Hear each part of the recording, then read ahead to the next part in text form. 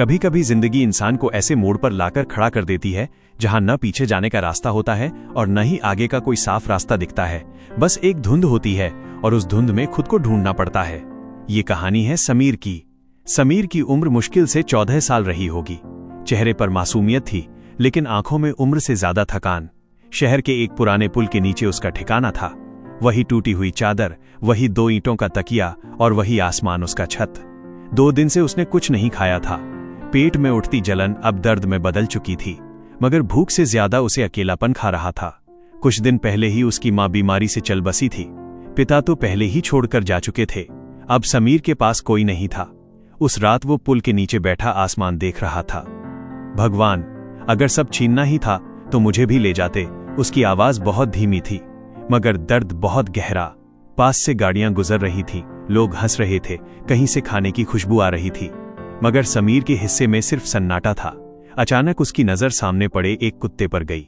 वो कुत्ता कूड़े के ढेर से कुछ खाने की कोशिश कर रहा था। बहुत देर तक तलाश करने के बाद उसे एक सूखी रोटी मिली। समीर उसे देखता रहा। कुछ पल बाद कुत्ता रोटी लेकर एक कोने में गया, मगर उसने खुद खाने के बजाय अपने 2 छोटे पिल्लों के सामने रख दी। समीर की आंखें भर आईं। जानवर भी अपने बच्चों के लिए जीते हैं, और मैं हार मानने बैठा हूं। उसने अपने आंसू पोंछे और धीरे धीरे खड़ा हो गया। उस दिन पहली बार उसने फैसला किया, अब चाहे जो हो, मैं हार नहीं मानूंगा। सुबह होते ही वो शहर की सड़कों पर निकल पड़ा। हर दुकान पर गया, भैया कोई काम मिल जाएगा। कहीं से जवाब मिला, चल हट। कहीं से पहले नहा धोकर आ, और कहीं सिर्फ हंसी। लेकिन आज समीर रुका नहीं। चलते चलते वो एक छोटी सी चाय की दुकान पर पहुंचा। दुकान के बाहर एक बुजुर्ग आदमी बैठे थे, सफेद दाढ़ी, थकी आंखें। समीर ने धीरे से पूछा, बाबा, कोई काम मिलेगा क्या? बुजुर्ग ने उसे ध्यान से देखा। उसके फटे कपड़े, सूखा चेहरा, और फिर बोले, काम तो है, लेकिन मेहनत करनी पड़ेगी। समीर की आंखों में चमक आ गई। मैं सब करूंगा बाबा। सुबह से शाम तक बर्तन धोने होंगे, दुकान साफ करनी होगी, बदले में खाना और थोड़े पैसे मिलेंगे। करेगा? समीर ने बिना सोचे हां कर दी। उस दिन से उसकी नई जिंदगी शुरू हुई। पहले दिन जब उसने बर्तन धोए, हाथ छिल गए। जब झाड़ू लगाई, शरीर कांप गया, मगर हर बार उसे वो कुत्ता और उसके पिल्ले याद आते। अगर वो हार नहीं माने तो मैं क्यों मानूं? धीरे धीरे दिन बीतने लगे। अब समीर रोज 2 वक्त का खाना खा लेता था। शाम को बचा हुआ खाना वो पुल के नीचे रहने वाले दूसरे बच्चों में बांट देता, क्योंकि अब वो समझ चुका था, भूख सिर्फ पेट की नहीं होती, अकेलेपन की भी होती है। एक दिन चाय की दुकान पर एक स्कूल टीचर आए।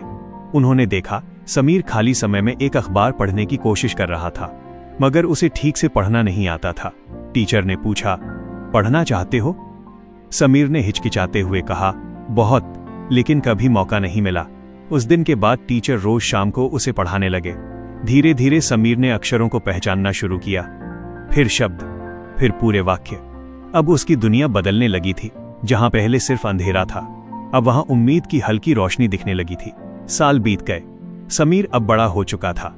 वही लड़का जो कभी कूड़े में खाना ढूंढता था, आज एक छोटे से ढाबे का मालिक था।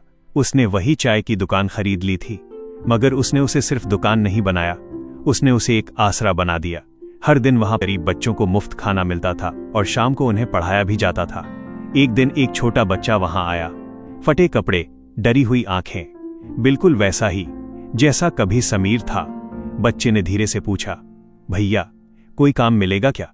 समीर कुछ पल के लिए चुप रहा, फिर मुस्कुराया और बोला, काम भी मिलेगा और खाना भी और पढ़ाई भी। बच्चे की आंखों में आंसू आ गए। समीर ने उसके सिर पर हाथ रखा और आसमान की तरफ देखा। आज उसे भगवान से कोई शिकायत नहीं थी, क्योंकि उसने समझ लिया था, जिंदगी हमें तोड़ती नहीं, हमें मजबूत बनाती है। और कभी कभी एक अधूरी रोटी पूरी जिंदगी बदल देती है। दोस्तों, अगर ये वीडियो आपको अच्छी लगी हो तो एक लाइक करके वीडियो को अपने दोस्तों में शेयर कर दो, और ऐसी छोटी छोटी प्रेरणादायक कहानी के लिए हमारे YouTube चैनल को सब्सक्राइब कर लो, और हाँ, बेल आइकन जरूर से दबा दो। Thank you.